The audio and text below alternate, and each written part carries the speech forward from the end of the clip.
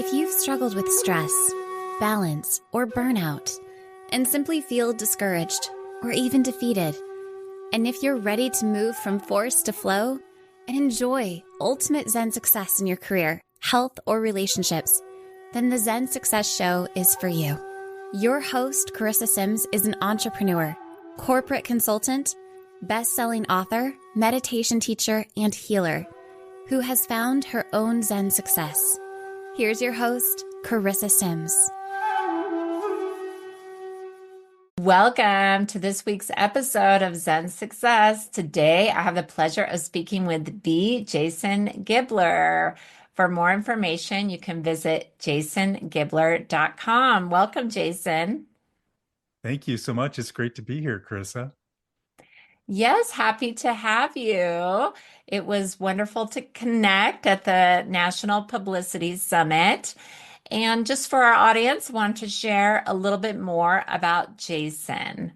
B. Jason Gibler is a clinical psychotherapist, leadership coach, founder of Eco Spiritual Psychology, and author of The Way of the Jaguar. Born into an off-grid life, Jason grew up in the forests of the Rocky Mountain West.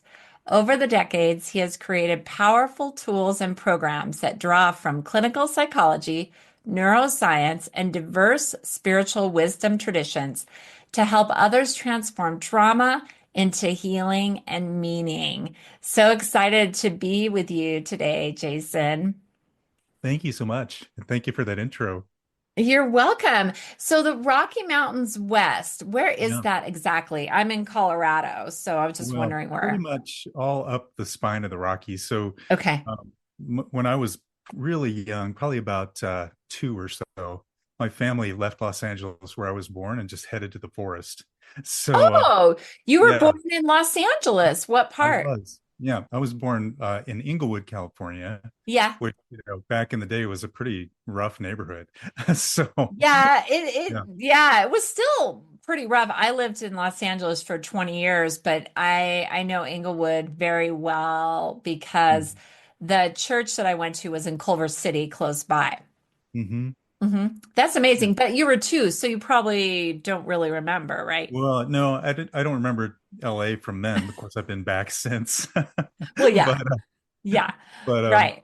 yeah, so my family, left LA and basically with nothing except for an old beat down station wagon and headed Oh, to okay. the mountains. And then my dad kind of did odd jobs, and we lived in New Mexico for a while, and we just worked our way up all the way, you know, up the Rockies into Canada, or not all the way to Mm. Canada, but up into Montana. So Um, why did he leave LA? Why did you guys go into the forest? Well, there's some interesting stories behind that. But And it's all rumor because you were yeah, two. yeah. But So, my dad was, he had been in the Navy. He was a medic, and he'd seen combat, so he had a lot of PTSD. I don't think it was diagnosed at the time, but he grew up. Before that, he lived in Mexico, in northern Mexico, and my mother's from Mexico, and my dad lived there. He's American, but he lived in Mexico. And so the interesting thing was, he was always out in the wilderness, and they ran into some issues and decided just to go off grid. So they took all of our family, my mom, my dad, and 6 children, out into the forest. oh my God. Yeah. You had five, like brothers and sisters? Yeah, I'm the second to the youngest, and Oh my God. so Someone's got we're to all, make a movie of your life. yeah. I mean, of course, your book needs to be a movie and your life, a separate one. Yeah. Yeah, well, it was a really interesting upbringing because, for me, living with the trauma of what my dad went through, he was really he could startle really easily and sometimes be really volatile because of his past. And so it was pretty scary growing up. And of course, we were out in the wilderness, so we're around wild animals all the time. And for me, I never wanted to be around people. I was really most comfortable if I was, seeing a mama bear or a deer or something like that. That felt comfortable to me, but people did not. So that was kind of Mm. my early story. Yeah, yeah. And did you feel a special connection with animals growing up? Because I know you said you felt more comfortable around Yeah. them, maybe because you saw them more too, Yeah. and maybe even like they were a part of your family almost because you were in the forest. Yeah, absolutely. And just the wilderness itself. I remember being a child and just looking at the amazing beauty all around. It was just so beautiful, all the mountains. And, one time I got lost because I got behind our whole troop. My family went ahead and I got entirely lost because they left me, but I was just looking at the sky and the beauty. And then I ended up being lost for about a whole day, actually. I was taken to a nearby town by a woman in a old VW van. She took me there and dropped me off at the police station. So I was separated from my family for an entire day. So I have all these crazy stories. But for me, that deep connection to the earth and to animals and wildlife was really what I knew as a child. I actually didn't live in an actual home until I was 5 years old. And so all my early years were out there in the forest. Hmm. And did you have any special encounters as a child that you remember that were profound with animals? Yeah, well, my little brother and I went one time playing out in the woods, and at this time, my dad had a job on a construction site where he had to climb up and on these cliffs, and he would set dynamite charges and knock down rocks. So they're building a road below there. So we were pretending we were doing the same job as him, and we were kind of swinging on some branches on the side of this hill, and up the little dirt road came a mama bear with a cub, and she came right up towards us, and we were not afraid at all. We had no fear. But most people know that you don't want to encounter a mama bear and their cub because that Mhm. can be dangerous. Right. But this mama bear just looked right at us, and we just started talking to her. Hi, mama bear. And she kind of You didn't know any better. So at that point, your parents didn't teach you about that. Like you need to be afraid if you see a bear with a cub. yeah, no, there wasn't any fear. We were never taught to fear anything in the wilderness at all. So, I'm snakes, sorry. It's just, bears, but it's just whatever. Yeah. amazing because the mama bear could feel that authenticity of both of Yeah. you, and that's why you were safe. It's Yeah. almost like you were all connected in that field of oneness Yes. where she knew, Yeah.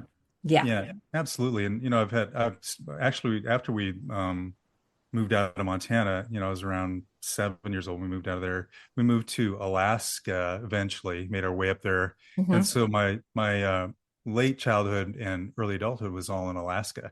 And so I spent a lot of time in the wilderness there, and I encountered many, many bears in the forest. And they have a lot of really big bears in Alaska, but I always felt very safe with them. And I would speak to them. And I just felt this deep connection and never really felt any real fear. Mostly just awareness that they have a space and that you need to be cognizant of that and be respectful of their space. But for the most part, I think all animals, as long as you respect them, are going to be open to human presence. If we have that sense of, if they can sense in us that we care and that we don't want to harm them, they're not going to harm us. Interesting. That is fascinating. So, where in Alaska did you grow up? I lived in Anchorage, and Oh, it's a really neat city because all around it is wilderness. So 20 minutes from downtown, you're in the forest, and there's vast amounts of wilderness after that. So we had moose born in the yard and all kinds of interesting things. So, oh, okay. yeah. Well, it was cold there, so you must have lived in a home or some kind of shelter. Yes. Yeah. Yeah. By that time, my dad worked up on the North Slope, so he was in the oil business up there. Uh-huh. And but yeah, the early part of my life was out in the wilderness, and then eventually we did, moved into civilization. So, Yeah, yeah. Mhm. right, somewhat. Well, I grew up in Alaska. Did you really? Wow. Yeah, I grew up. I mean, I grew up in different places too, Oregon and San Diego and some other places, but my best memories where I feel most connected is Alaska and Sitka. So a little bit Oh, more nice. remote from Yeah. Anchorage. Anchorage, when you say the wilderness in Anchorage, I'm just thinking that's the big city to me. Yeah. That's like Manhattan. When Yeah, I, That's the Manhattan of Alaska for sure. Yeah. Yeah. And Yeah. so I'm like, is there a wilderness in Anchorage? I don't know. But Yeah. anyway, I never really went to Anchorage, although my parents live there now, and I'll be Mhm. going there in a few months to Yeah. visit. But the same thing with me, but I never had that connection with bears Yeah. or any encounters like that. But I had more of a fear and like I would give space if I saw them. But in Sitka, it was more in the ocean, Yeah. seeing the Hmm. whales and other things. So we had our dogs with us, so maybe that scared off animals too. Yeah. That could be why. But I have so many good memories of growing up in Alaska, and it's great that you lived Yeah. there too, so for That's so so many cool. years. Yeah. And of Yeah. course, Sitka is much more remote and has a lot of the big brown bears in that area, right? Yeah, and Hmm. like I said, I never had any encounters with them, but my dogs were always with me, like my companions, and Sitka, the Tlingit tribe is Yeah. there. So I have that connection because my best friend was Tlingit, and I would always go to the ceremonies, and I just love the native practices and the totem poles and everything. Yeah. Absolutely. Yeah. I have a niece who's Tlingit, so it's really, really You cool. do? Yes. Oh Hmm. Yeah. my God. That's Hmm. amazing. I love that. Yeah. And I also lived up in Kotzebue with the Oh, nice. Athabascan. Yeah. Yeah, Yeah, that's one of the things about Alaska that's so amazing is there's so many different indigenous and native tribes that are there, and they're very active in the communities, and it's they great to see are. them. You know, Hmm. yeah. Yeah. So, did you grow up with any spiritual or religious beliefs? Like, did your family believe in God? Did they talk about that at all? Well, my dad was pretty anti any kind of religion, Okay. but my mom, she would take us to a midnight mass once a year. So she was Oh, Catholic. so a little Yeah, Catholic, because in yeah, Mexico, that's yeah. the main Yeah, religion. so she grew up in Mexico City and then moved to the US when she was 18. And so we would, occasionally attend midnight mass or things like that. So, but Yeah, I that's didn't. interesting. And having that Mexican heritage, I feel like Mexico is very spiritual too. I mean, do you think it's in your blood a little bit? Maybe that Aztec or Mayan spirituality? What do you think about that? Absolutely. Well, the Toltec, Mayan, Aztec, all the Mesoamerican spirituality is definitely a part of my story, and we grew up around that. My parents really brought that into the family, so we did a lot of Mexican heritage things.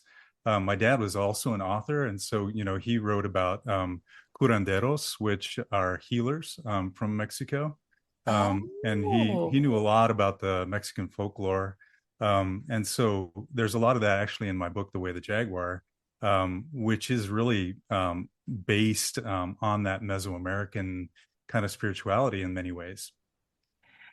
that's amazing. And why do you feel like this book is important to bring out into the world at this time? Well, one of the things that to me was just really, I felt deeply grateful for in many ways is spending all that time in nature and not having been given any kind of real religious way of seeing the world, but having a deep spirituality and deep spiritual connection to the earth. And also, went through my heritage and all of that. So, what that did for me is it really made me open to learning all of the different things that spirituality can offer us. And then later on in my work as a psychotherapist, much of what I've done throughout my life is really seeking deep wisdom and deep truth. And so I started reading all these great books on psychology, but then psychology itself is the definition is the study of the soul. So It it's really, is? I yes, yeah, never knew yeah, that. yeah, That's so amazing yeah, because it's like integrating spirituality, but I never knew that because I yeah. always thought, oh, psychology is one aspect and then spirituality is another.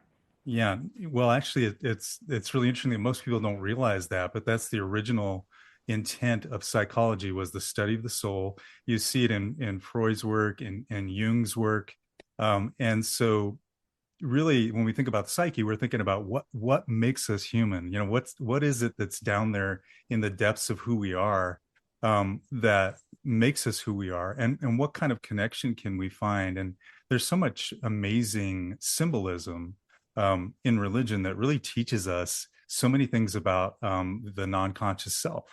And so in my work, especially with this book, The Way of the Jaguar, what I'm doing is I'm bringing in all kinds of symbology to help people understand deep spiritual truths from all over the world. So I bring in, Buddhism, Hinduism, Christianity, earth-based wisdom, Toltec wisdom. I'm bringing it all together because what I see and what I really have found, and probably, the thing that really I think is one of the biggest challenges we have as a species is our distance from one another. This sense that we are not, that people are other than us, that we are Americans, or we're Canadians, or we're whatever. There's all these divisions. And Yeah, we yeah, tend to define ourselves and see that as our identity. Yeah. yeah, yeah. And then of course with Western religion, what has happened is that identity has given permission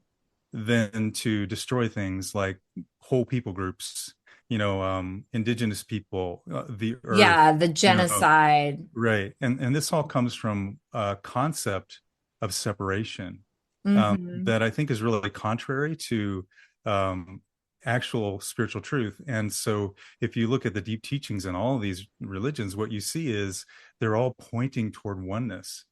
They're not pointing Mm. toward, this idea that there's, one supreme Yeah, type of faith system that that you should are dominate. better Yeah, no, because you're yeah, associated with this religion yeah. or this country. Hmm. Yeah. And so that, to me, the evolution of humanity is coming to the place where we recognize that division is not what we need.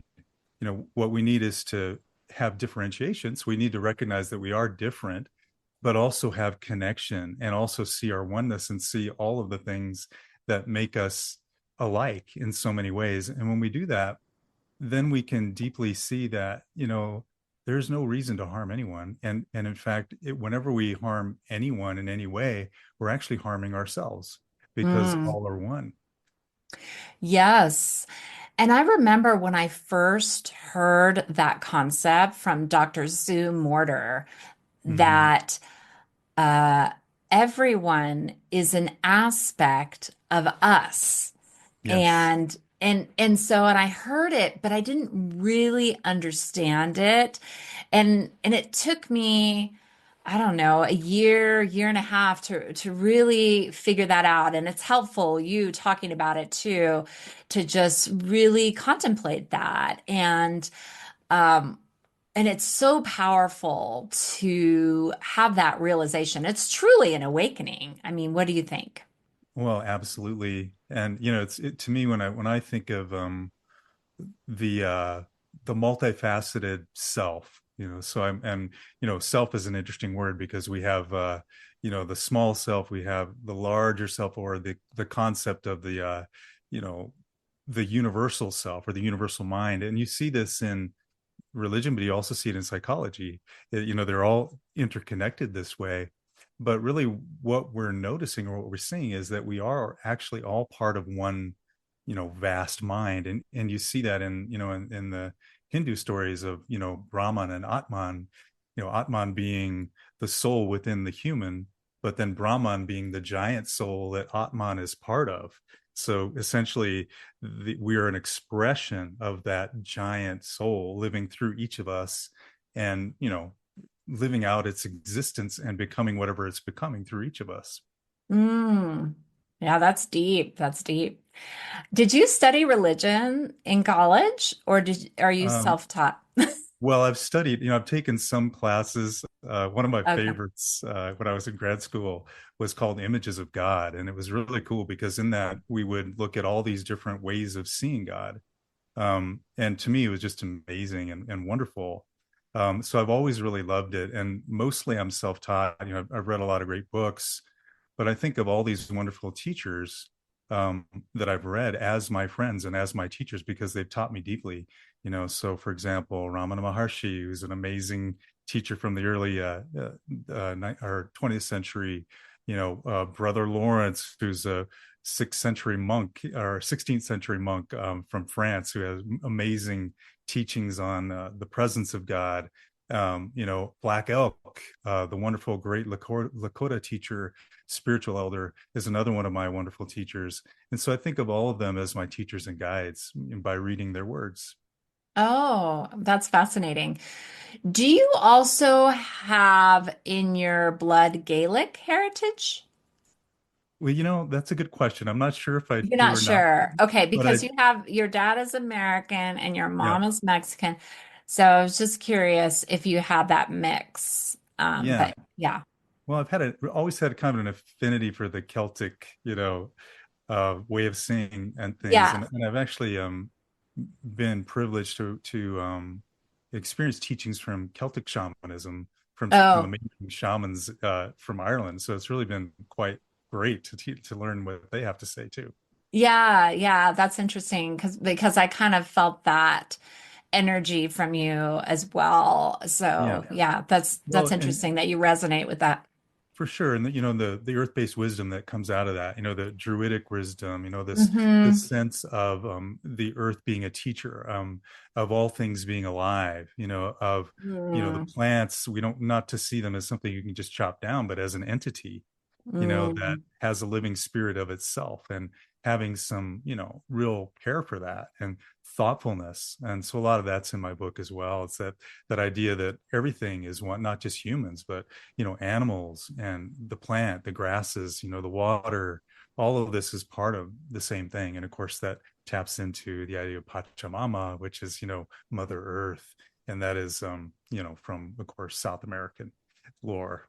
yeah. And it seems like a majority of your book may be inspired by South American lore or Yeah. Well, Caribbean cultures. yeah, there's a lot of that. I've always really enjoyed different faith systems, but I think shamanism is one that I really love, and the reason why is because it's so earth connected, and it's also connected into deep ancestry. The earliest teachings are shamanic from Africa. And all the great African shamanism is amazing. It's beautiful. All of the great chanting and dancing that you might see, say, for example, in a Southern Baptist church, has its roots in the early shamanic dances from Africa and songs. So people have always used creative ways of connecting with the Great Spirit, and a lot of that is through music and dance. And art. And so that's another reason why I loved writing, because it was kind of a chance for me to tap into the Great Spirit through the art of writing. Yeah. Yeah. Well, would you be willing to share a mystical experience you had dancing with Native Americans? Well, yeah, I would love to. Or maybe So, you've had like hundreds. I don't know. well, I've had a lot of really amazing mystical experiences, but Yeah.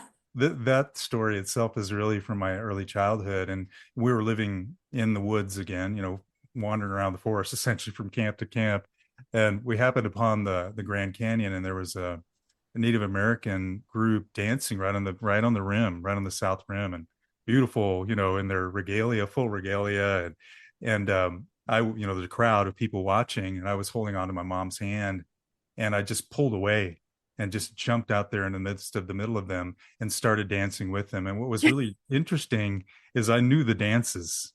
Oh I my could do it.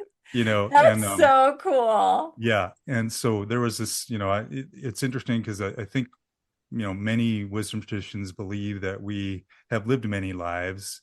And for me, I don't know for sure, but have always felt deeply connected to Native American people. And I could just dance their dances, and, the music really moved me. And so I've always been touched and by that, and loved Native Americans from, any kind of indigenous people. I've always felt deeply connected to. Yeah. Well, that's a very neutral, politically correct answer about past lives. I Yeah. totally believe in past lives, Yeah. and I'm sure that you've had one Yeah. Well, as a native. I've been told that I've been around a long time, that I that I'm a pretty old soul, Yeah. but I like to remain open to all possibilities. Yeah. I So hear you. I hear you. yeah. Mm. I know I have memories of that too. Actually, Athabascan tribe Oh, doing the wow. seal dance. I Oh, jumped cool. in and I did know the dance. So something, yeah, similar to that. That is amazing. Yeah. I mean, Yeah. I just wanted to be accepted and part of the pe people, but I was like totally stood out. Yeah. I was like not Yeah. Eskimo. Well, that's an Um, interesting thing too, just to think about how, if we have lived in prior lives and then we come into this skin, we're mhm. this new DNA, for example. I think spiritually we still do have whatever was there. So it's interesting to see how, there are many people who might have been native of some type before that are here now, living, in a major city, but there's something within them that knows that they are grounded to the earth and to the various tribes out there. Yeah, yeah, that's true. So I want to talk about eco-spiritual psychology. What is that? Well, thank you for asking. It's really what it's really kind of my life's excitement and work. Oh, it's just my So life's work. No big deal. No, yeah, I'm teasing you. Of course, I was like, wow, I love yeah, this concept. yeah. So it's a melding together of the greatest wisdom that I could find. So it's the melding together of the greatest advances in neuropsychology, all of that, along with great spiritual wisdom traditions from around the globe, plus environmental teachings and a great love and affinity for the earth. And with that, what I try to do is I'm trying to help people to connect deeply to themselves and to the planet and to their communities. And I think that what I found, and I think that science says this, I think that religion says this, is that if we can find that deep connection to who we truly are, and we can see that deep connection to all other beings, then we're going to have wellness. To me, Mm, the day that humanity awakens to the truth of our deep oneness is the day that things like wars cease. It's the day that environmental destruction is gone forever. It's the day that the hope for humanity rises. And so that's why I've done this, is it's my contribution to that. I just want to share my thoughts, and hopefully some other people will gain some wisdom from it, and they'll get to tap into that themselves. yeah, and do you have a training program for that? Or do you only offer this concept to your clients, or do you train other psychotherapists? Well, right now I have a program. It's called the Awakening Path, and Okay. so with that, it's a study of awakening from all these different wisdom traditions, including science. So it's kind of fun because each module is about a different way of looking at awakening. So one time we might be thinking about it from the Hindu perspective. The next time we might be looking at the neuroscientific perspective, and we're going through all of these different ways of learning about what awakening is. So that's one of my programs. I'm developing some new ones. So I have one that I'm hoping to open up sometime this year on leadership training around the idea of the way of the Jaguar. So Oh, yeah, that's going I'm to be excited about hot. that. Yeah. That's Um, amazing. Oh, yeah. that's going to be just, people are going to be knocking down your door for that one. No, thank you. Yeah. So I think when we learn how to lead ourselves, then we can lead others. And Yeah. and leading yourself is interesting. Yeah. And so, okay, so let's break that down a little bit of leading ourselves, but also what is the concept of leading like a jaguar? I mean, what are the habits of a jaguar that would be helpful as a leader? Well, I'm going to let a little bit of the story out of the bag here. Oh yeah. We'll I just almost let a said little bit, I just almost a said cat little out of the bag. teaser It of is a cat, of but the book. the Okay. jaguar is a cat. But the jaguar is symbolic of the highest purpose for our lives. Uh, So the way of the Jaguar is the way to finding why you're here. What is your deep purpose? Why are you here? What do you have to contribute? It's finding that. And so in the Mesoamerican symbology, that's what the Jaguar really helps people to find. And so in order to do that, it's a very challenging journey because we have to learn how to die to many parts of ourselves. And part of the death is the death to the ego. Another death mm, is a death to fear. Another death might be the death of self-consciousness. Another death might be the death of greed, or just wanting all kinds of stuff. and materialism. and and when we get to that and we say, okay, I'm going to let all this stuff go, and the reason why is because I know that my purpose is higher than that. That's the way of the Jaguar. The Okay. way of the Jaguar is facing your own things, overcoming your challenges, being willing to enter into whatever healing you need to, so that you can live your highest purpose. Mm. Wonderful. So you help clients, like how do you help clients on their path to finding their highest purpose? You use the eco spiritual psychology Yes. and maybe target what they're ready to let go of or something? Yes. What I do is first is I help them connect to themselves. Okay. So the first place we have to start is within. So many of us, and I included, have we have these dreams about making a difference in the world, and being there for other people, and bringing light into the globe, whatever it is. And those are beautiful ideas, but we have to bring that to ourselves first. And if we don't, then we're giving a false thing to the world. So the first place to have leadership or relationship is with self. So first off, we have to connect to the wounded parts of ourselves, Mm, the traumatized parts of ourselves, the fearful parts. And we need to learn how to work with them, not destroy them or push them away or stuff them, but how do we bring compassion and love to them? And as we learn how to bring compassion and love to our deep self, then we can start to bring compassion and love to our families, to our communities, and the world. So that's the beginning of this process of leading yourself, is how do I lead my own anxiety? How do I lead mm, my own traumatized child self? And these are the deeper questions that people need to face. absolutely. So we touched on this a little bit, but how can the latest advances in neuroscience, psychology, and ancient wisdom help us to transform our lives?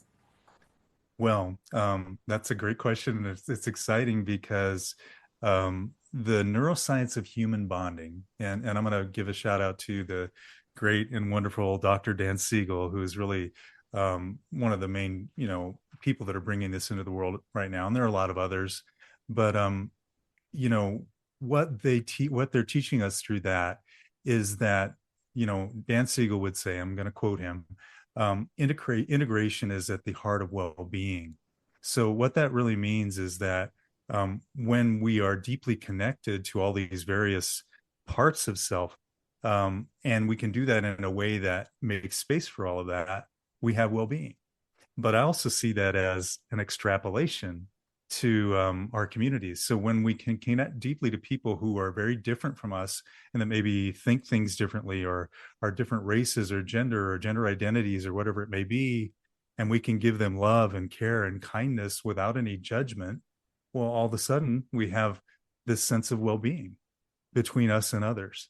And then what if we could do that as a nation? What if we could see, countries across the world as not as something that we have to control or dominate, but as people that deserve our love and care and compassion, you know? So you see how this extrapolates out all across the globe. And that's how these concepts come together. We can bring neuroscience, which is telling us, I mean, it's scientific that, when we have the ability to integrate all these different things, we have wholeness and wellness.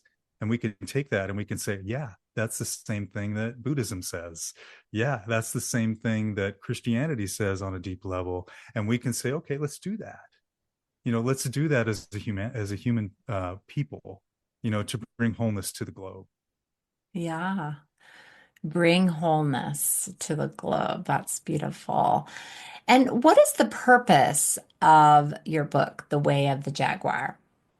Well, the way of the Jaguar, when I first wrote it, I was kind of given the idea that I should just write a nonfiction book that kind of talked about my ideas.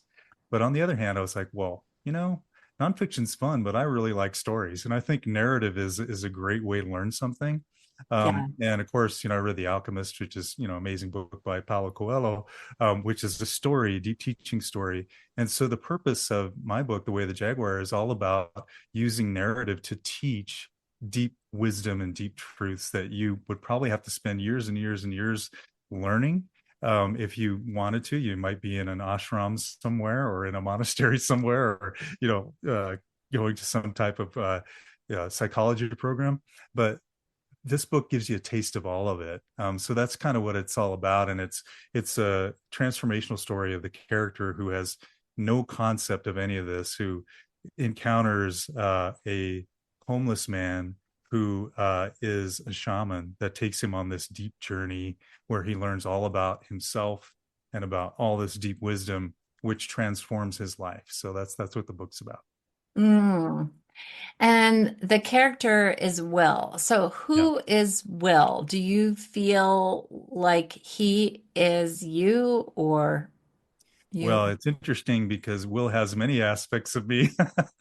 So does Henry, the shaman. They both have Okay. many aspects Yeah, of me. But there's a right. I mean, going back to what we were talking about earlier, that we're yeah, all yeah, aspects for of each sure. other.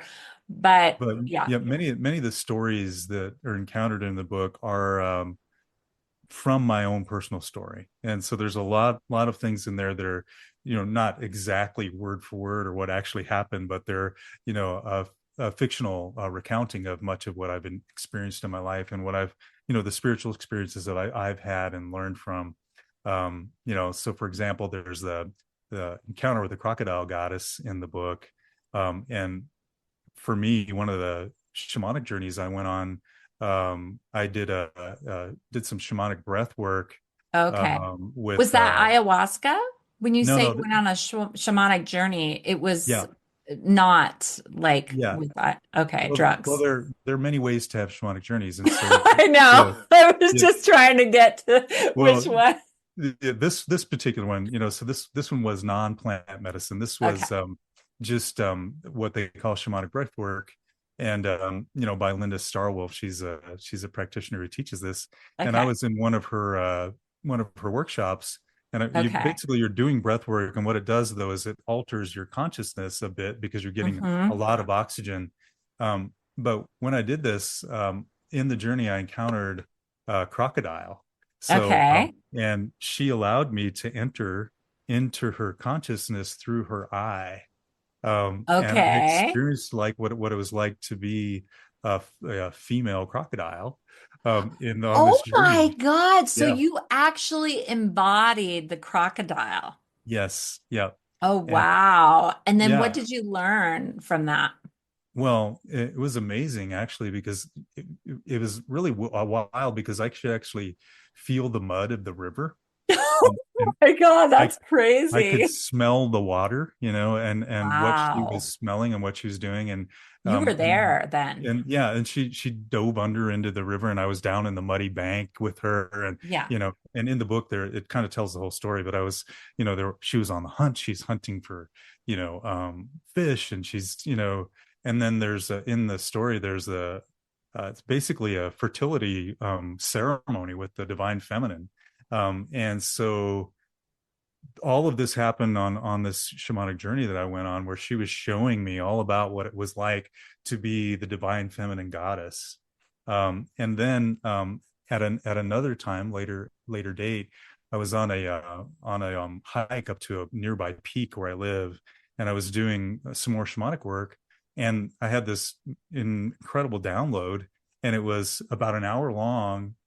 Fortunately, I had my voice recorder, and I just recorded it all, and it was essentially a story of the creation of everything from the aspect of the divine feminine. So that story is also in the book. Oh, wow. That's incredible. Yeah. So did you feel like that awakened the divine feminine within you, or made you have more compassion for the feminine in your life? Yes, absolutely. And what's really cool though about this is, the symbology around feminine and masculine, you know, usually has, there's the strong male, there's the, tender, loving, kind feminine. Well, this feminine's a crocodile. I mean, you don't mess with her. I mean, That's, she's got yeah, some there's teeth nothing and tender claws. about that. There's Yeah, that. So then you saw a different side of like yeah, strength and yeah, power from the yeah. feminine. Yes, yeah. Combined with nurturing and compassion, because Hmm. she is the mother, but she's the Hmm. fierce mother. Yeah. She has power, and I think what's happened is, unfortunately, over thousands of years, the divine feminine has been the power has been taken away from the divine feminine, and so I really feel like there's a rebalancing now where all of us have to recognize that we have both divine masculine and divine feminine aspects. And so men really need to, connect to their deeper emotional selves. They need to be able to cry, they need to be able to feel the tenderness and to love with, deep compassion. But they also need to have the strength, of what we would typically call the divine Hmm. masculine. But same thing with the feminine. There's a great strength in the feminine. And so to me, it's just really wonderful to bring these ideas together. Yeah. So I have another business idea for you. Training teenage boys and single men on these concepts Yeah, for sure. for all of humanity to Yeah. have the most divine men Yeah. in their lives. What do Well, you think about that? no, I love that. And I work with a lot of men in my practice, my private practice. And I also Yeah. do a lot of couples therapy. And, one of my things that I've really had a heart for is men that just can't even connect with their own feelings. And therefore have a really hard time connecting to their, if they have a female partner, really difficult time connecting to her. And, but once they connect with themselves, they become such better partners and such better fathers and, such better leaders, of others. And so to me, it's a real joy to help men do that. Yay. I'm sorry. It's just Yeah. so powerful because I'm divorced now. But I have a son, and he's going to be 13. And anyway, I just want to get this book for him, and we'll see. Maybe it will inspire him to be the best version of himself.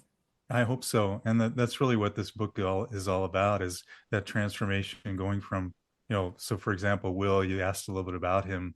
There's a kind of a metaphorical meaning, to the idea of will. It's our own will. It's this Oh, yeah. self-will that keeps us on these paths that bring destruction and heartbreak. And, humanity has been on a path of self-will that has caused really all the problems we're having right now. The problem with environmental challenges, the problems with Hmm. all of the things we see out there is because we tend to be selfish. We want things for ourselves. We're Hmm. not thoughtful. In the Native American traditions, one of the things that's beautiful, and you'll hear this from many of their stories, is they say if we take an action, we need to be thinking 7 generations into the future, not about me, about 7 generations from now. And that's what we need to do. We need to start regaining some of this deep indigenous wisdom that teaches us how to be human. Yeah, that's powerful. That is so powerful. And I also wanted to talk about another animal, the anaconda. So, Yes. what does that represent? Because I just feel like it's timely, as in the Chinese New Year, it's the year of the wood snake. Yeah. So, Yeah. yeah, can you talk about that a little bit? Yeah. Well, I have so many snake stories, but Okay. they're amazing. Well, Yeah. snake, okay. Do you Yeah. feel now you had the crocodile divine feminine, but Yeah. I also feel like snake is the divine feminine. Oh, definitely. Snake is amazing. Actually, when I was a little boy, my stuffed animal that I loved, I used to wrap around myself. My mom made this for me, was a snake, and her name was Tilly. But I would wrap herself all around my Oh, body, uh, that's cute. because she was holding me, and Yeah. but yeah. But as far as the anaconda, so in South American indigenous wisdom, the anaconda represents some really, really important things. And what it is it's they are always becoming new. So essentially, they shed their skin and then they have a completely new body and they leave things behind.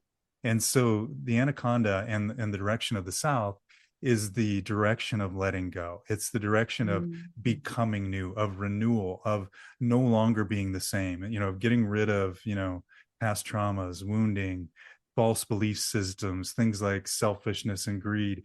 That is the medicine of, the snake. That's the medicine of the divine feminine, anaconda. And so it's a beautiful medicine. And that's definitely in the story too. There's a whole segment about what happens with Will's encounter with the anaconda. Mm. Wow, I'm excited to read that. And I wanted to talk a little bit about animals, a power animal and a spirit animal. Do you say there's a difference, or do you talk about that at all? Well, I think they're greater experts in this area than I. Mm-hmm. One that I would always recommend is Stephen Farmer. He's an amazing teacher Love on, him. yeah. Yes, But and there are different ways of looking at this, as far as spirit animals and power animals. So I don't know that I'm really qualified to say exactly, okay, but I fair can enough. kind of, yeah, I could tell you my thoughts on it, but I would probably leave it to the bigger experts on, No, what yeah, the. I just want to know your opinion. I know you're not an expert, but Yeah. Well, I think that, power animals for me are animals that are connected to a particular person and it helps them to have that particular power from that animal. I So for see. me, the jaguar would be a power animal, Mm-hmm. but it would also be a spirit animal because in the spirit realm, when you go on a shamanic journey, the in the shamanic lore, there's encounters with animals that live in the spirit realm, so they have their own actual reality where you can Mm-hmm. actually meet them. So for example, when I went on the journey to meet the crocodile, I was meeting the spirit of the crocodile. Mm-hmm. So you can meet the spirit of the bear or the spirit of the wolf. And, these are more broad terms. Yeah. But that would be kind of the similarity slash difference. And I'm sure there's other people that would have more, clear way to say that, but that's the way I see it. Mm-hmm. Yeah, and it seemed like also as a child you had a connection with bears, so there might be bear spirit. Oh That yeah. Well, I've had, yeah, and so I do a lot of solo shamanic stuff. So I also do some group things, but every weekend I'm out in the wilderness doing my shamanic work. And all often that includes singing and dancing. And Oh, so I will create, music. So I think of myself as a creative that utilizes shamanism. And so I'll come up with songs and dances. And so, I'll be out there and I'll be doing an eagle dance or I'll be doing a bear dance. And so I oh, can feel the spirit of the bear come in me when oh, I'm doing a bear dance. And it's really oh, powerful and it's very different than my spirit. I can oh. sense the power of the bear. It's a fierce, strong, powerful animal. And I've seen that in ceremony where a Native American tribe, they'll wear the bear and Yeah. then embody the bear. And Yeah. so then you're just Yeah. doing this on your own. Yeah, yeah, and I'll do it for different animals. So for example, sometimes the eagle comes in, and I'll do an eagle dance or eagle song. That just comes to me. I just let it come, and it's Yeah. just my way of connecting with the spirit of the eagle. I want to do that. Yeah, I love singing and dancing and yeah. Well, animals, and I was like, oh, I yeah. want to do that. So like I was telling you, this is indigenous. This goes back to the very dawn of humanity. So Yeah. the earliest humans did this, and it's just a way to connect with nature, connect with animals, connect with the different aspects and of the spirit of these different animals that have for us. So and all the wisdom, like ego, well, what is it? It's all about sight and vision, and Mm. seeing for miles and miles and miles. And so when you connect with that, that helps you get a vision for your life. Yeah, that's so amazing. Now, did you share, are you friends with Dr. Farmer, Stephen Farmer? I am, yeah. Oh, okay. Okay. Yeah, I just thought he would really love all of your stories, of Yeah. course. Well, and then there's so many great, wonderful teachers that I've Oh, met. yeah, that's true. That's true. Jose Stevens is probably my, he's my mentor. He's amazing. And so he teaches, Toltec shamanism. So, I love him, and he has given me so much knowledge. So much of the book has to do with his teachings as well. Oh, okay. I haven't heard of him. So when will your book, The Way of the Jaguar, be released? Well, that's a little bit of a question. So it's supposed Oh, to be, okay. You're like, yeah. I'd really like to know. Yeah, Okay. well, it's scheduled right now for May 22nd, 2025. Okay. It's a little bit loose because I'm still finishing up the final edits of the book. So it may be pushed back to a little bit later in the summer, but it should be this summer of 2025. But I just wanted to let everyone know you can pre-order it now. Yes, you can pre-order on Amazon, and you can Amazon. also get a sample of the book. So if you'd like to kind of hear it, I have an early readers group on my website where they can go and read the book, some of the chapters, and they can also hear me read the book in my voice. So they'll get to hear some of the stories in there. Mm. So what is Zen success to you? Well, thank you for that question. I hadn't actually thought of that as as a question, but I love it. I love the title. What I was thinking about that is, you know, dropping deeply into who we are as a person, and recognizing that when we tap into that deepness of who we are and that oneness with all things, that we're going to automatically start being more and more successful in whatever it is that is supposed to flow through us into the world. So that would be kind of my thought, is that, if you can tap into the deeper truth, into that quietness, into that peace of who you truly are, that is going to bring the highest purpose. Of course, that taps into my story, but and I think that Zen success can do that. Yay! I love that. Yeah. I want to play that over and over Yeah. again. It's been such Yeah. a pleasure. Yeah. Oh, yeah. Did you want to say something?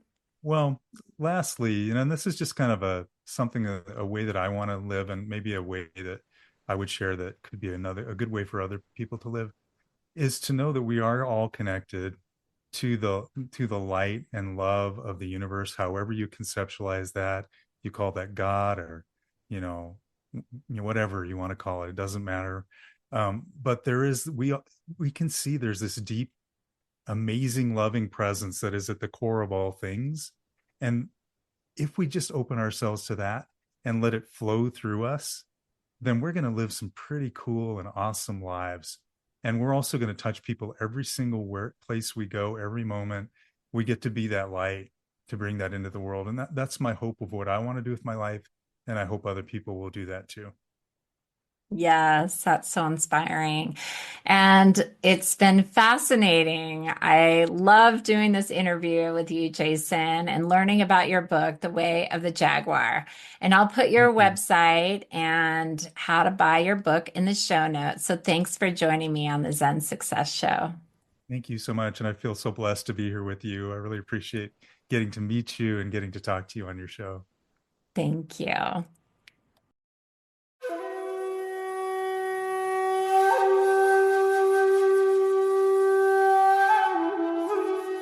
That's it for today's episode of Zen Success. Head on over to iTunes, Google Play, Spotify, or wherever you listen to shows. Subscribe to the show and share with friends. Be sure to head on over to ZenSuccessShow.com to help you on your Zen success journey, and join us on the next episode. May you find your own Zen success in life.